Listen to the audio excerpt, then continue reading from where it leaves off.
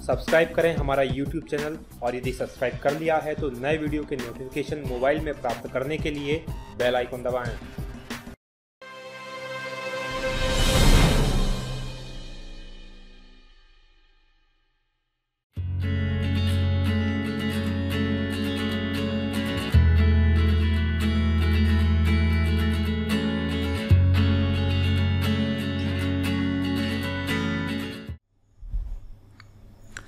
साथियों नमस्कार, बहुत स्वागत है आपका D&K एकेडमी के वीडियोस में। मैं हूं भगवत दांगी, फाउंडर D&K एकेडमी।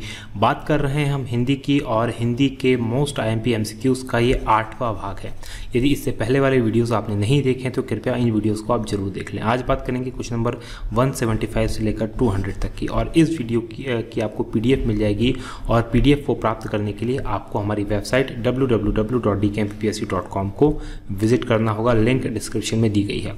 साथ ही आप हमारा फेसबुक पेज DKMPPSC एकेडमी जरूर लाइक कर लें ताकि आपको हमारे जो नए वीडियोस हैं उनकी अपडेट्स आपको मिलती रहें, और इसकी भी डिस्क्रिप्शन में लिंक दी गई है। तो चलिए शुरू करते हैं हमारा वीडियो। सबसे पहला क्वेश्चन, प्रश्न नंबर 176, निम्न में अपादान कारक की विभक्ति क्या है? ध्यान दीजिएगा, कारक बहुत ही इंपॉर्टेंट होते हैं हिंदी भाषा के अंदर। तो सबसे पहले आज हम कारक को बहुत अच्छे से पढ़ लेते हैं ताकि आपने अगर अभी तक कारक को नहीं पढ़ा है तो आप इसे अच्छे से समझ जाएंगे। देखिए कारक क्या होते हैं, देखिए आपने सुना होगा जैसे कर्ता,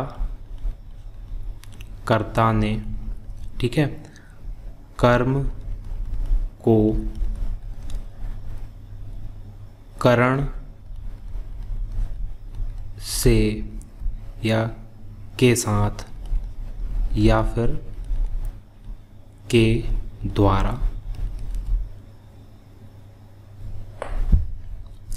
संप्रदान,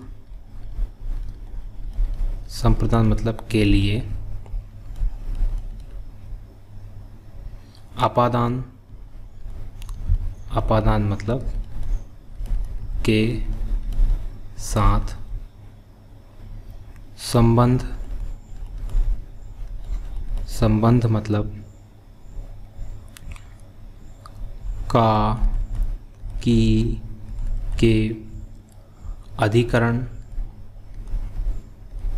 अधिकरण मतलब में, पर, और संबोधन, संबोधन मतलब हे, अरे, ये। देखिए ये जो होते हैं ये कारक कहलाते हैं। अब ये कारक क्या होते हैं इसको हम समझने का प्रयास कर रहे हैं। देखिए जैसे लिखा है कर्ता ने, तो जब भी किसी कार्य को कर्ता करता है तो उसको, यानी कि जो सब्जेक्ट होता है किसी भी सेंटेंस का, उसके द्वारा जो कार्य किया जाता है तो उसकी जो कार्य को बताने के लिए ने जो विभक्ति का यूज़ किया जाता है। उदाहरण के लिए आप समझें, राम ने रावण को मारा, तो यहाँ पर ने विभक्ति लगी है राम ने, तो ये कर्ता के द्वारा, यानी कि किसने मारा? राम ने मारा, तो ये कर्ता ने। तो यहाँ पर कौन सी विभक्ति हो गई? ना जो हुई, ने कौन सी विभक्ति हो गई? यहाँ की आप देखेंगे ये हुई कर्ता कारक। ये क्या कहलाया? कर्ता कारक। चलिए अब दूसरा कारक समझते हैं, कर्म। कर्म के लिए लगा होता है को।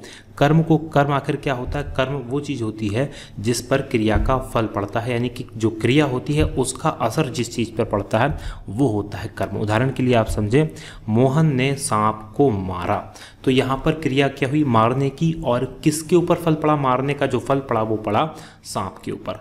तो सांप यानी कि जो क्रिया होती है या कर्म से जिस विभक्ति को बताया जाता है वो होती है को विभक्ति। ध्यान दीजिएगा ये कर्म के लिए है। तो जैसे सांप, मोहन ने सांप को मारा, तो सांप ये जो को है इसने किसके बारे में बताया? मारने के बारे में बताया, यानी सांप के बारे में बताया, सांप से जो कर्ता का यूज़ बताया, तो ये हुआ कर्म। तो ये हुआ। अगले के लिए बात करें हम, तीसरा होता है करण। देखिए करण का मतलब होता है से या के साथ, ये क्या के द्वारा। यहाँ पर अगर करण को आप समझेंगे तो इसका जो अर्थ होता है वो होता है साधन जिससे कि क्रिया हुई। ध्यान दीजिएगा, कर्म में जो कर्म था उसको संबंध बताया गया था, लेकिन करण के अंदर जिस साधन से क्रिया हुई उसकी बात हम कर रहे हैं। उदाहरण के लिए समझें कि मोहन ने सांप को डंडे से मारा। ध्यान दीजिएगा, मोहन ने सांप को डंडे से मारा, तो क्रिया जो हुई वो किस से हुई? वो डंडे से हुई। तो ये डंडा यहाँ पर जो से लगा वो उसमें जो है करण तत्पुरुष, करण कारक होगा। या फिर अगला समझ सकते हैं, जैसे भीम ने दुर्योधन को गधे के साथ मारा, ठीक है, या गधे के द्वारा मारा। तो यहाँ से आप करण कारक समझ सकते हैं। संप्रदान कारक की बात करें तो संप्रदान का मतलब होता है के लिए या को, ध्यान दीजिएगा, के लिए या फिर को। संप्रदान का मतलब क्या होता है कि जब कर्ता को देने की बात आती है, जब हम कर्ता को कुछ देते हैं तो उसको कहा जाता है के लिए या को। उदाहरण के लिए आप समझें, गुरु जी को फल दो, तो गुरु जी को यानी गुरु जी जो करता है उनको फल देने की बात आ रही है। या स्वास्थ्य के लिए सूर्य को नमस्कार करो, तो यहाँ पर क्या आ रही है, स्वास्थ्य के लिए आप क्या करो, जो आपको स्वास्थ्य चाहिए तो किसको देने की बात है, सूर्य को नमस्कार, यानी सूर्य को देने की बात आ रही है, सूर्य को नमस्कार करने की बात आ रही है। तो यहाँ पर के लिए या को होता है, तो के लिए या को होता है संप्रदान के लिए। अब वहीं अपादान की बात करें तो अपादान जो होता है एक वस्तु से दूसरे वस्तु के अलग होने की बात बताता है कि एक वस्तु दूसरे वस्तु से अलग होगी। तो कैसे अलग होगी, ध्यान दीजिएगा। अपादान के बारे में बात करें, अपादान के अंदर ये अपादान के साथ नहीं होता, अपादान का मतलब होता है से का मतलब पृथक का जब वो अर्थ देता है। ध्यान दीजिएगा, से और भी जगह आया है, लेकिन यहाँ से जब वो पृथक का अर्थ देगा तो इसके लिए क्या कहलाएगा, अपादान कहलाएगा। कैसे अपादान कहलाएगा, ध्यान दीजिएगा, जैसे कि बच्चा छत से गिर गया या बच्चा छत से गिरा, तो यहाँ पर क्या आ जाएगा, छत से और बच्चे के बीच में पृथक होगा एक दूसरे से, तो यहाँ पर क्या अपादान होगा। तो अपादान कारक यहाँ पर क्या होगा, से जो होगा वो अपादान कारक होगा। चलिए संबंध की बात करें तो संबंध का अंदर होता है, वो संबंध बताता है कर्ता का किसी एक दूसरे के साथ संबंध बताता है का की के। जैसे कि देखें, यह कमला की गाय है, तो कमला की, तो गाय का संबंध किससे बताया गया, कमला से बताया गया, तो ये संबंध कारक हुआ। अधिकरण की बात करें तो अधिकरण कारक वो कारक होता है जिस पर की क्रिया का आधार होता है, यानी क्रिया जिस चीज़ के ऊपर होती है, क्रिया जिस पर होती है वो अधिकरण होता है। उदाहरण के लिए समझें, भंवरा फूलों पर मंडरा रहा है, तो यहाँ पर जो क्रिया हो रही है मंडराने की हो रही है, और वो किसके ऊपर हो रही है, फूलों के ऊपर। तो यानी कि ये जो पर लगा है यहाँ पर, भंवरा फूलों पर मंडरा रहा है, यह कमरे में टीवी रखी है, तो क्रिया हो रही है टीवी के रखे होने की, और वो कहाँ रखी हुई है, कमरे के अंदर, तो में जो है वो अधिकरण कारक है। संबंध की बात करें, जब हम किसी को पुकारते हैं, जब किसी को बुलाते हैं तो संबंध कारक लगाया जाता है। जैसे अरे गोपाल क्यों रो रहा है, तो यहाँ पर हमने क्या लगाया, संबंध लगाया। चलिए, तो इसका जो सही आंसर है अपादान कारक की विभक्ति क्या है, डी आंसर सही है, से जो है अपादान कारक की विभक्ति है। अगले प्रश्न की बात करें, मौन का विलोम क्या होगा। ध्यान दीजिएगा, मौन का विलोम जो होगा वो होगा मुखर। मौन का मतलब होता है चुप, और मुखर का मतलब बहुत ज़्यादा बोलने वाला। मौखिक होगा विलोम जो होगा लिखित का, जो लिखित होता है यानी जो लिखा हुआ है, मौखिक जो मुंह से कहा गया है, तो ये लिखित का विलोम होगा। चलिए, मयंक और विकार अलग चीज़ें हैं। नाश कर देना के लिए सही मुहावरा क्या होगा, नाश कर देना के लिए सही मुहावरा जो होगा पानी फेर देना। देखिए, पानी में आग लगा देना मतलब असंभव काम को करना, पानी में आग लगा देना होता है। पानी फेर देने का मतलब होता है नाश कर देना या कोई चीज़ खराब कर देना। पानी पानी होने की बात करें तो पानी पानी होने का मतलब होता है किसी को बहुत बुरी तरह से बेइज्जत होना, और पानी भरने का मतलब होता है हार मानना या किसी से हार जाना। तो पानी भरने का अर्थ ये होता है। काव्य की आत्मा किसे कहा जाता है, तो काव्य की आत्मा कहा जाता है, ध्यान दीजिए, रसों को जो कहा जाता है काव्य की आत्मा कहा जाता है, अलंकार को नहीं, छंद को नहीं कहा जाता। तो काव्य की आत्मा कहा जाता है रसों को, और रसों की संख्या क्या है, ध्यान दीजिएगा, रसों की संख्या 9 मानी गई है, कहीं 10 और 11 भी मानी जाती है। यदि वात्सल्य को जोड़ दें तो 10 और भक्ति रस को जोड़ दें तो 11, लेकिन सही अर्थों में काव्य की जो संख्या रस की जो संख्या मानी जाती है वो 9 मानी जाती है। अगले प्रश्न की बात करें, निम्न में से विस्तार का विलोम शब्द बताइए। तो ध्यान दीजिए, विस्तार का विलोम शब्द क्या होगा। देखिए, लघु की बात करें तो विस्तार का मतलब होता है जो विस्तार लिए हो, लघु का जो विलोम होगा वो गुरु होगा। लघु मतलब छोटा होता, गुरु मतलब बड़ा होता। छोटा का जो होगा बड़ा होगा। ध्यान दीजिएगा, जैसा शब्द हो वैसा ही उसके सामने हमें लगाना है। संक्षिप्त जो होगा विस्तार का होगा, कम का जो विलोम होगा ज़्यादा होगा। अर्थ सभी के लगभग सेम मिलेंगे, लेकिन सही शब्द का यूज़ करना है, तो संक्षिप्त जो होगा विस्तार का विलोम होगा। अगर मगर करना का सही अर्थ क्या है। अगर मगर करने की बात करें तो सही अर्थ है अगर मगर करना का बहाने बनाना। ध्यान दीजिएगा, इधर उधर की बात करना नहीं होता, कपट करना नहीं होता, व्यर्थ समय गंवाना नहीं होता। जब हम कहते हैं ना कि भाई किसी को कोई काम नहीं करना, तो यार वो तो अगर मगर की बातें करने लगा, यानी बहाना बनाने लगा, तो वो उसको वो काम नहीं करना था, तो उसने कहा साहब ये हो जाएगा वो हो जाएगा, तमाम प्रकार के उसने बहाने बना दिए। निम्न में से कौन सी भाववाचक संज्ञा है? ध्यान दीजिएगा, भाववाचक संज्ञा की बात करें तो श्याम की बात करें, श्याम एक नाम है और ये व्यक्तिवाचक संज्ञा है। नदी भाववाचक संज्ञा नहीं है, पानी भाववाचक संज्ञा नहीं है क्योंकि ये मटेरियल है, कोई पदार्थ है, लेकिन जो बचपन है उसको ना तो छुआ जा सकता ना देखा जा सकता, तो ये क्या है, एक तरह का भाव है। तो बचपन क्या है, भाववाचक संज्ञा है। मौखिक के विलोम की बात करें तो मौखिक का विलोम जो होगा लिखित होगा। ध्यान दीजिएगा, मौखिक का विलोम क्या होगा, लिखित होगा। वहीं अगले प्रश्न की बात करें तो तीर मारना का सही अर्थ बताइए। आप सभी को पता होगा, युद्ध कला में निपुण होना नहीं होना, शिकार करना नहीं होता, बड़ा काम करना का मतलब होता है तीर मारना। जैसे आपने कई बार सुना होगा, बोलते हैं कि यार फलाने का तो ये हो गया, तो सामने वाला बोलता है कि कौन सा बड़ा तीर मार लिया, मतलब उसने कोई बड़ा काम नहीं किया, या फला व्यक्ति ने इतना काम कर लिया और उसने इतना पैसा कमा लिया, तो दूसरा कहता है कि कौन सा बड़ा तीर मार लिया, तो मतलब उसने बड़ा काम कोई नहीं किया। तो इसका मतलब होता है बड़ा काम करना, तीर मारना का। चलिए अगले प्रश्न की बात करें, हिंदी साहित्य का 9वां रस कौन सा है? तो हिंदी साहित्य का जो 9वां रस है वो है शांत रस। शांत को 9वां रस माना जाता है, भक्ति को 11वां रस माना जाता है और वात्सल्य को 10वां रस माना जाता है। तो वात्सल्य 10वां माना जाता है, भक्ति 11वां माना जाता है, लेकिन साहित्य के अंदर केवल 9 रस ही माने गए हैं। कोई बहुत से जो विद्वान हैं वो मानते हैं वात्सल्य को 10वां और भक्ति को 11वां, लेकिन अधिकतर जो विद्वान हैं 9 ही रसों को मानते हैं और 9 ही रस मान्य हैं, और शांत जो है 9वां रस है। अभिज्ञ का विलोम शब्द बताइए। यहाँ बहुत सचेत होने की जरूरत है। यदि आपको भाषा के बारे में बहुत अच्छी जानकारी नहीं है तो आप इस प्रश्न को गलत लगा सकते हैं। अभिज्ञ को आप पढ़ेंगे तो अभिज्ञ को पढ़ने पे आप पाएंगे कि ऐसा व्यक्ति जिसको ज्ञान नहीं हो, तो यहाँ पर इसका अर्थ ये बिल्कुल भी नहीं है। अभिज्ञ का अर्थ होता है ये अभी और ज्ञा से बना है, अभीम और ज्ञा से बना है, जिसका अर्थ होता है जानकार, जिसको बहुत अच्छा नॉलेज हो। ध्यान दीजिएगा, अभिज्ञ का अर्थ जिसको नॉलेज नहीं हो वो बिल्कुल भी नहीं होता। अभिज्ञ का मतलब जिसको बहुत अच्छा नॉलेज हो, जिसकी जानकारी बहुत अच्छी हो, और अभिज्ञ का जो विलोम होगा वो ना लगेगा इसमें और ये बन जाएगा अनभिज्ञ, और अभिज्ञ का विलोम क्या होगा, अनभिज्ञ, यानी कि जिसको जानकारी ना हो।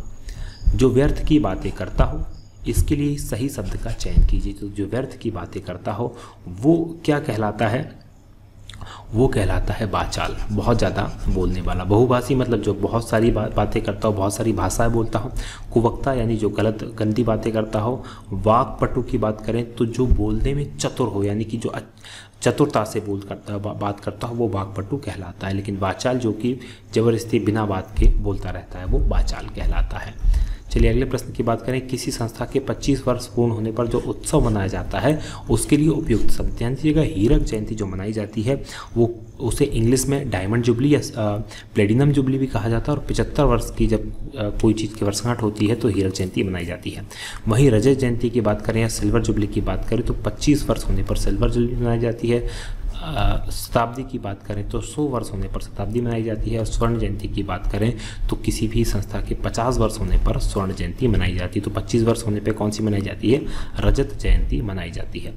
अथ का विलोम शब्द बताइए। अब यहाँ पर सोच रहे होंगे कि अथ तो आधा शब्द है, सही होना चाहिए अर्थ, लेकिन आप गलत हैं। अथ एक शब्द है और इसका विलोम हमें देखना होगा। तो पहले तो ये समझें कि आखिर अथ का मतलब क्या होता है। देखिए ध्यान दीजिए, अथ का मतलब होता है कोई भी जब कोई कविता लिखता है, कुछ लेख लिखता है, तो उसको शुरू करने के लिए एक शुभ शब्द होता है अथ। ध्यान दीजिएगा, अथ का मतलब होता है, अथ का मतलब है प्रारंभ। अथ का मतलब प्रारंभ है, लेकिन कब प्रारंभ, किसी अच्छी चीज का प्रारंभ, और उसके लिए लिखा जाता है अथ। यदि आपने भगवान सत्यनारायण की कथा सुनी हो तो उसमें आप सुनेंगे अथ श्री फलाध्याय प्रारंभ। ध्यान दीजिएगा, उसमें सबसे पहले अथ बोला जाता है, और वो अथ इसीलिए लिखा लेखक ने ताकि कोई एक अच्छी चीज की शुरुआत हो रही है, और अंत में उसी कथा के अंत में सुनोगा इति श्री फलाध्याय समाप्त। तो इति का मतलब होता है समाप्त, तो अथ का विलोम हुआ इति। वहीं समाप्त की बात करें तो समाप्त का जो विलोम होगा वो होगा शुरुआत। चलिए अगले प्रश्न की बात कर लें, जो देखने में प्रिय लगे उसके लिए सही शब्द का चयन कीजिए। तो देखने में प्रिय लगता है, और समदर्शी वो होता है जो देखने में एक जैसा लगता है। प्रियदर्शी जो होता है जो देखने में प्रिय लगता हो। प्रिय पात्र वो होता है जो कि आप को अच्छा लगता है, वो व्यक्ति जो पात्रता रखता है और अच्छा लगता है। दर्शन प्रिय वो होता है जिसके दर्शन करना प्रिय लगे। ध्यान दीजिएगा, देखने में और दर्शन करने में अंतर होता है। प्रियदर्शी मतलब सुंदर होता है, दर्शन प्रिय का मतलब होता है वो व्यक्ति जिसका हम सम्मान करते हैं, दर्शन उसी का करते हैं, तो जिसके दर्शन प्रिय लगते हों। अगले प्रश्न की बात करें, निम्नलिखित में से उपसर्ग रहित शब्द कौन सा है? ऐसा शब्द जिसके अंदर उपसर्ग ना हो।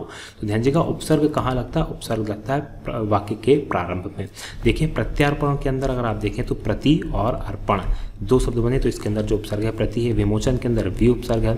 संगम की बात करें तो सम जो है यहाँ पर उपसर्ग है, लेकिन क्रोध के अंदर कोई उपसर्ग आपको देखने को नहीं मिलेगा, तो सही है क्रोध।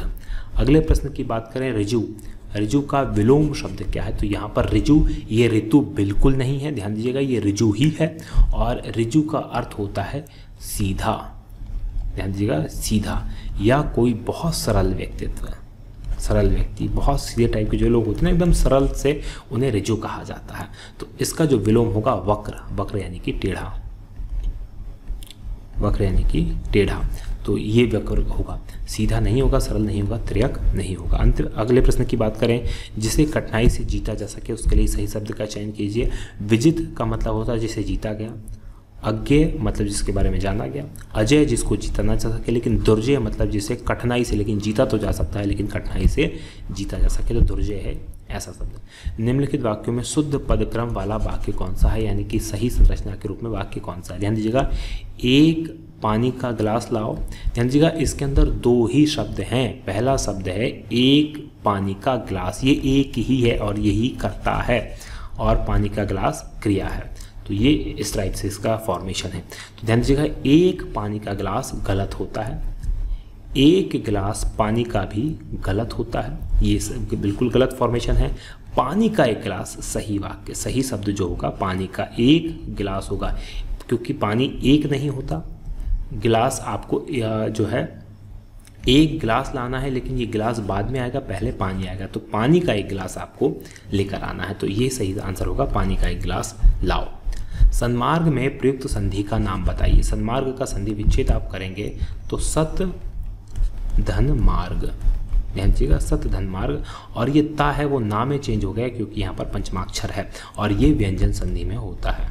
व्यंजन संधि का ये उदाहरण है। व्यंजन संधि के लिए आप डिस्क्रिप्शन में लिंक दी हुई है, वहाँ से आप संधियाँ देख सकते हैं, क्योंकि यहाँ पर ता जो है एक व्यंजन है और यह माँ जो है एक व्यंजन है, और जब दो व्यंजन आपस में मिलते हैं तो वो व्यंजन संधि होती है। अगले प्रश्न की बात करें तो बचपन और जवानी के बीच की अवस्था को क्या कहा जाता है? ध्यान दीजिएगा, नवयुवा कहा जाता है, तो नया नया जवान हुआ होता है लेकिन जवानी के को क्रॉस कर चुका होता है। नवोढ़ा की बात करें तो नवोढ़ा विवाहित स्त्री को कहा जाता है, या नवयौवना जो होती है, नई युवती जो होती है, उसे ये भी युवा हो चुकी होती है, यानी कि जवान हो चुकी होती है।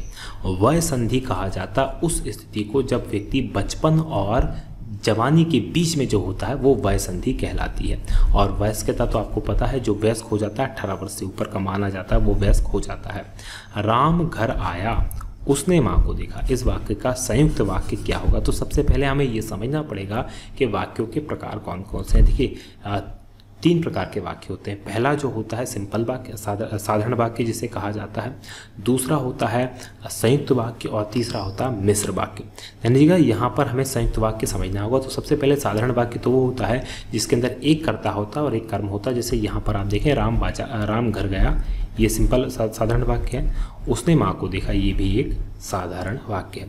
अब हमें इसे संयुक्त वाक्य बनाना होगा। तो संयुक्त वाक्य वो होता है जो दो अलग अलग सरल वाक्यों से मिलकर बना होता है और बीच में संबंध कारक विभक्ति होती है, यानी एक विभक्ति से जुड़ा होता है। उसने राम ने घर जाकर माँ को देखा, इसके अंदर कोई विभक्ति नहीं लगी है, ठीक है। राम घर गया और उसने माँ को देखा, ध्यान दीजिएगा, दोनों का अलग अलग अस्तित्व है, दोनों सरल वाक्य हैं और बीच में किससे जुड़े हुए हैं? और से जुड़े हुए हैं। तो ये जो है संयुक्त वाक्य है। राम घर गया अतः उसने माँ को देखा, ये संबंध कारक विभक्ति नहीं है, तो ये गलत है, इनमें से कोई नहीं होगा, ये सही है। अगले प्रश्न की बात करें, मीराबाई किसकी शिष्या थी? ध्यान दीजिएगा, मीराबाई के समय में बहुत ही इंपॉर्टेंट ये प्रश्न है मीराबाई के बारे में। चलिए थोड़ा सा विस्तार से हम इसके बारे में बात करना चाहेंगे। देखिए मीराबाई जो थी, सबसे पहले वो कौन थी ये समझे। राणा सांगा जो थे, राणा सांगा के पुत्र भोजराज की पत्नी थी, तो एक महारानी थी, पहली बात तो ये। लेकिन जो मीराबाई थी वो भगवान कृष्ण को अपना सब कुछ समझती थी, और भगवान कृष्ण की ही भक्ति करती थी। भगवान कृष्ण की भक्ति के कारण जो राज परिवार था, और ना सिर्फ केवल भक्ति करती थी लेकिन वो भजन गाती थी, साधु संतों की संगत करती थी, साधु संतों के साथ बैठती थी, और ये बात राज परिवार को पसंद नहीं थी। तो ये तो इनके बारे में बात थी। अब इसी बात से जो मीरा जी दुखी थी, तो उन्होंने तुलसीदास जी को एक पत्र लिखा, और उस पत्र को इस तरह से लिखा कि स्वस्ति श्री तुलसीदास कुलभूषण दूषण हरण गोसाई, यानी कि भगवान जो तुलसीदास जी हैं आप कुल के भूषण हैं, दोषों को हरने वाले हैं, आपको मैं नमस्कार करती हूँ। 12 ही बार प्रणाम करूँ, कब हरहूँ शोक समुदाय। मैं आपको बारंबार प्रणाम करती हूँ, अब मेरा शोक आप यानी मेरा दुख हर लीजिए।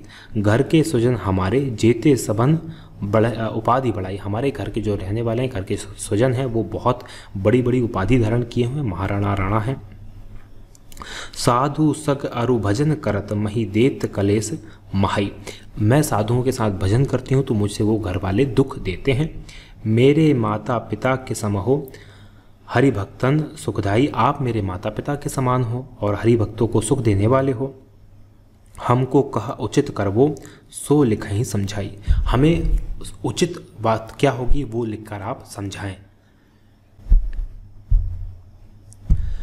तो मीरा जी ने जो थी तुलसीदास जी से ये बात पूछी थी। अब तुलसीदास जी का रिप्लाई सुनिए, तुलसीदास जी ने क्या कहा।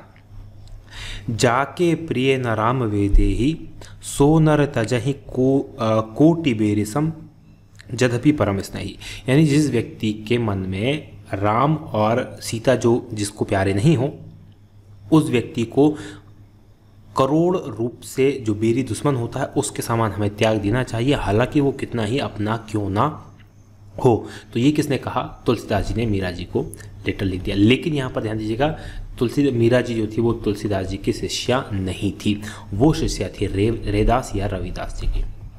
अब ये थोड़ी सी कहानी है, इसको भी आप सुन लीजिए। रविदास जी और कबीरदास जी जो थे वो गुरु भाई थे, रामानंद जी के शिष्य थे दोनों के दोनों। और रविदास जी जो थे वो एक छोटी जाति से आते थे, चमार जाति से आते थे, काशी के रहने वाले थे। वहीं अगर बात करें हम मीराबाई की, तो मीराबाई जो थी ऊंची जाति से थी, महाराणा की पुत्रवधू थी और एक राज परिवार से थी। तो एक बार चित्तौड़गढ़ जब गए रैदास जी, तो एक वहाँ पर वो उन्हीं की जाति के यानी चमार जो जाति के लोग थे उसी बस्ती में रहने लगे। जब मीराबाई ने ये सुना कि वो रैदास जी यहाँ आए हुए हैं संत, तो ये जाना चाहती थी उनके पास। तो इन्होंने जब देखा कि अगर मैं सीधे वहाँ जाऊँगी तो काफ़ी बदनामी होगी, तो उन्होंने एक मोची का वेश बनाया और वहाँ पर जाने लगी। लेकिन फिर उनके बीच में समझ में आ गया कि भगवान से जब मुझे मिलना है तो फिर ये ढोंग क्यों। फिर वो जिस वेश में थी यानी कि रानी बनकर वहाँ गई, और उस बात पे से उनका पूरा परिवार भी काफ़ी उनसे नाराज़ भी हुआ, और उन्होंने जो रैदास जी थे उनको अपने शिष्य अपने गुरु के रूप में चुन लिया। तो रैदास जी जो थे वो मीराबाई के गुरु माने जाते हैं। अगले प्रश्न की बात करें तो रोला छंद के प्रत्येक चरण में कितनी मात्राएं होती हैं? तो छंद के बारे में काफ़ी विस्तार से हम बाद में बात करेंगे अगले वीडियोज़ में। अभी आप ये समझ लीजिए कि छंद के अंदर जो रोला छंद होता है उसके अंदर जो मात्राएं होती है कुल 24 मात्राएं होती हैं। ध्यान दीजिएगा, कुल 24 मात्राएं होती हैं, और पहला और तीसरा जो चरण होता है उसमें 11-11 मात्राएं होती हैं। वहीं दूसरा और चौथा यानी कि सम चरण जो होते हैं उसके अंदर 13-13 मात्राएं होती हैं। कुल 24 मात्राएं होती हैं, और अंत में 2 गुरु होते हैं। अंत में लघु गुरु किसे कहा जाता है? ध्यान दीजिएगा, लघु गुरु से कहा जाता है जिसके अंदर जैसे हारा में इसमें बड़ी मात्रा है तो ये भी गुरु है और ये भी गुरु है, और ये 2 गुरु मतलब अंत में इसी टाइप के 2 गुरु रोला छंद के अंदर अवश्य रूप से होंगे। चलिए अगले प्रश्न की बात कर ले, अंतिम प्रश्न की बात करें कि राम रमापति करधन लेहु, इस पंक्ति में कौन सा अलंकार है? तो ध्यान दीजिएगा, इस पंक्ति के अंदर देखिए वक्रोक्ति अलंकार क्या होता है। वक्रोक्ति अलंकार 2 प्रकार के, एक होती है श्लेष वक्रोक्ति, एक होती है काकू वक्रोक्ति। जब किसी ने मुंह से कुछ बोला और सामने वाले ने उसे कुछ समझ लिया उसकी समझ के आधार पर, तो वहाँ श्लेष वक्रोक्ति हुई। वहीं अगर बोलने वाले ने के ध्वनि की वजह से उसने बोला कुछ और सुना कुछ, ध्यान दीजिएगा, पहला समझा कुछ था दूसरे में सुना कुछ, तो वहाँ क्या होगी?